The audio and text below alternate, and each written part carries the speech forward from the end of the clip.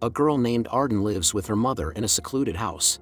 During the day, Arden, looking weary, often wanders through the steppe. One day she found a lifeless girl in the grass, who had clearly been here for quite some time. After that, Arden simply returned home. The displeased mother was calling for her.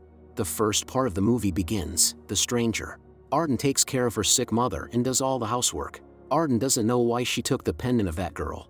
She put it in a cup and hid in the kitchen cabinet. Later, Arden called the police and led the officers to where she found the lifeless girl. Arden's mother is unhappy that her daughter wasted so much time, and besides, the police will surely question them. The woman is very irritable and used to being outraged about everything. This incident attracted press attention, but Arden did not want to talk to journalists. Even in the supermarket, everyone now recognizes her. Arden tries to ignore it. A guy working in the supermarket helped her carry the bags to her car and openly started flirting, offering to have fun together, but Arden refused. She doesn't have a boyfriend, but she can't afford it either. However, the guy turned out to be very persistent and made a date with her at 11 o'clock in the evening. At home, Arden applied makeup for the first time in a long while. However, upon hearing the mother's voice, Arden hastily wiped off all the cosmetics from her face. Seeing that Arden had cut and dyed her hair, the mother poured sour milk over her. The woman was displeased that her daughter was spending her money on such things. This made Arden cry. When the mother said she'd rather have lost her daughter instead of her son, Arden lost her temper. Breaking a glass, she picked up a shard and was close to doing something irreparable. After that, Arden hurriedly packed her things, while the mother called her worthless and said she was no longer needed by anyone. Before leaving, Arden took the pendant of that girl from the cup. On the way, the same guy from the supermarket named Rudy asked her what it's like to find a body. Arden didn't know how to answer that question. She didn't feel strong emotions about it. Rudy mentioned that a serial criminal is operating in these parts. He also wondered what that girl saw in the last moments of her life. Arden replied that it was trees and the sky. They arrived together at the place where the girl was found. Both of them didn't know exactly why they were here. When the guy asked Arden if she wanted to kiss him, Arden indifferently replied that she didn't know. However, she didn't object when the guy began to behave more persistently. All of this seemed to evoke no emotions in Arden. Of course, Rudy didn't like the lack of any reaction from her. When he asked Arden to at least take off her gloves, he saw the wounds on her palms. Arden didn't mention the broken glass. She didn't want the guy to leave. Eventually, passion arose between them. The next morning, the guy drove Arden to a phone booth. Calling 911 and barely holding back tears, she told them about a woman who needed help and whom her daughter had abandoned. Despite everything, Arden worries about the mother. The second part of the movie begins, the sister. A young woman named Leah still can't recover from the loss of her sister, who disappeared from the park many years ago. Leah and her family are still searching for Jenny. To cope with the trauma, Leah regularly visits a therapist. Deep down, she still can't accept that she'll never see Jenny again. Perhaps there's still a tiny chance that Jenny will be found. The uncertainty prevents Leah from moving on. Leah is a morgue worker.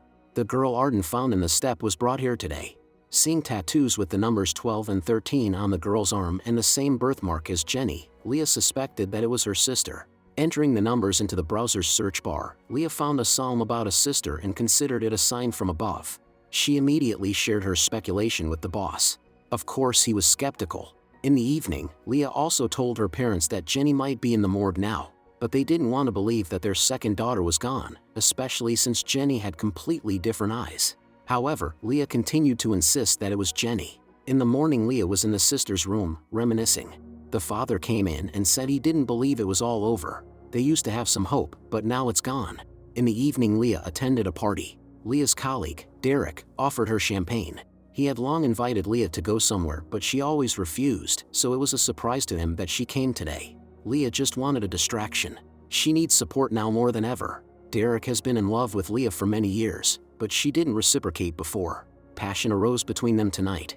The next morning, Derek tried to convince Leah to stay, but she said she had to go. At work, the boss informed her that the girl was not Jenny but Krista Catcher. Krista's mother identified her and sent them the birth certificate. Leah was disappointed because she wanted to put an end to this story once and for all. Now she is forced to live in constant uncertainty again. Derek kept trying to call Leah, but she ignored him. Once during lunch with the parents at a restaurant, Leah, unable to hold back anymore, said that her sister perished, not run away. All their attempts to find her were just self-deception. However, the parents don't want to believe it.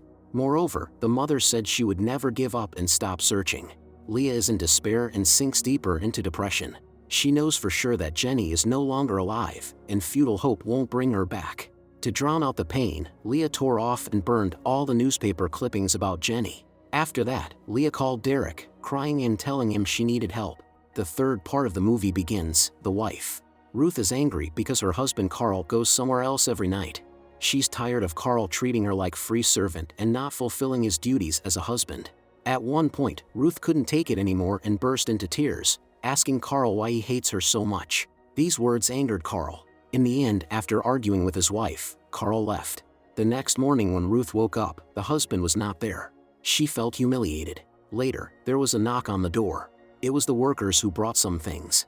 Carl was supposed to take care of this, but he was nowhere to be found as usual. Moreover, Carl, who was a watchman, skipped work again. In the garage, Ruth found packages with some items. When the workers left, she checked the contents of the packages. Inside were clothes, shoes, wallets, and documents of some girls. Ruth compared the passports with the identities of the missing girls from the newspaper. There are a total of 8 presumed victims of the unknown criminal. Carl returned home late in the evening. Ruth still can't comprehend that her husband is the serial criminal everyone is looking for. It turns out she doesn't know the person she's lived with for so many years at all. The attacks are all over the news. Carl, who clearly had no intention of apologizing to his wife, casually said that he doesn't understand why the police can't catch this criminal. However, Ruth didn't hide her resentment, accusing her husband of infidelity. When Ruth began to insult him openly, Carl couldn't take it and left. Ruth watched from the window as he approached the car and took out a trash bag from the trunk, then went into the garage.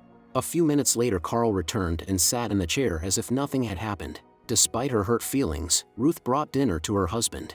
Suddenly she asked him if he knew anything about those deceased girls. Carl replied that he didn't. At night, waiting for him to fall asleep, Ruth gathered all the evidence into a bag and headed to the police station, intending to turn in her husband. But right near the police station, Ruth unexpectedly changed her mind and returned home to burn all the evidence. The fourth part of the movie begins, the mother. Melora told the detective that her daughter Krista ran away from home when she was 16 years old. They haven't seen each other since. According to the woman, Krista ran away because of her dislike for the stepfather. Seeing the photos of the daughter, who was found lifeless in the step, Melora could barely contain her emotions. She also saw a note with Krista's last known address. The woman went to that motel and asked the receptionist for permission to go to that room. The receptionist said that another girl, Krista's former neighbor, was living in that room. Melora approached Rosetta, who was clearly upset about something. Rosetta agreed to let the woman into the room only in exchange for payment. In the cheap motel room, Melora saw photos of her daughter, who had dreamed of conquering Los Angeles and becoming a star since childhood.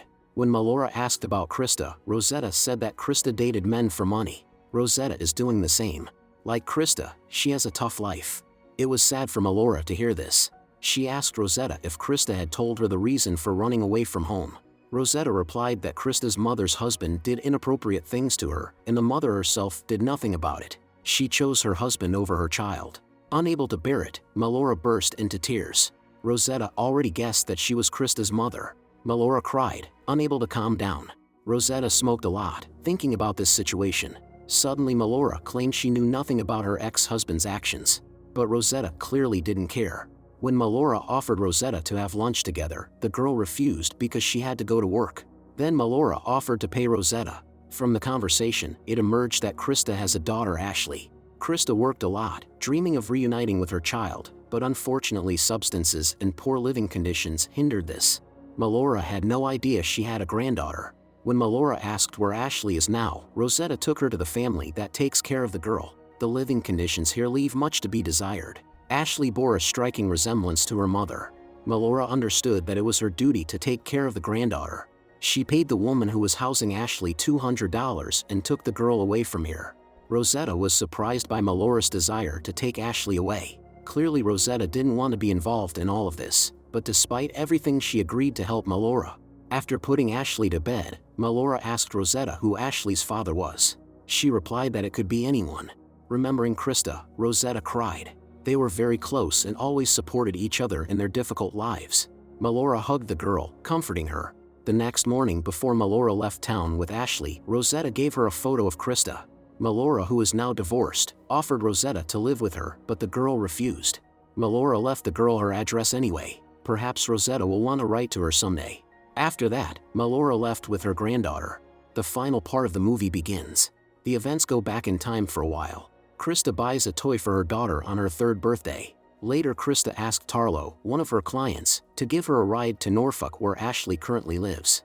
Tarlo said he didn't have time, but he gave her a cute pendant. Krista misses her daughter very much. Watching happy families with children, Krista dreams of having the same. On the way, she told Tarlo memories from her childhood. On each birthday, the mother gave her bad gifts, but Krista still pretended to be happy. Krista doesn't want her daughter to feel the same. Eventually, Tarlo agreed to drive her to Norfolk. In the motel room, Krista packed some things and made a card for the daughter, but Tarlo changed his mind about giving her a ride at the last moment. He really has a lot of work. They had a fight. Krista was very upset and yelled loudly. Tarlo offered to drive her to the highway, but she refused. Borrowing a motorcycle from the receptionist, Krista was going to drive to Norfolk herself, but when she saw Rosetta bruised in the room, she became very angry. Krista immediately guessed that Tommy, one of Rosetta's clients, had done it and intended to deal with him. Rosetta tried to stop her, but Krista was determined. In the parking lot, she began smashing Tommy's car. When he tried to intervene, he also got hurt. Krista warned Tommy that if he ever hurt Rosetta again, he would regret it. The motorcycle stalled right on the highway. Finding the nearest phone, Krista called Rosetta and said she wanted to start a new life together with her and Ashley. But Rosetta wasn't ready to change her lifestyle. These words upset Krista very much. She couldn't hold back her tears. Later, Krista tried to hitchhike on the road. Everyone drove past, but finally one of the drivers stopped beside Krista. It was Carl. He agreed to take her to Norfolk. Krista was happy. Tomorrow is Ashley's birthday, and now Krista will be able to make it in time. In the final scene, we see Krista warmly telling Carl about her daughter.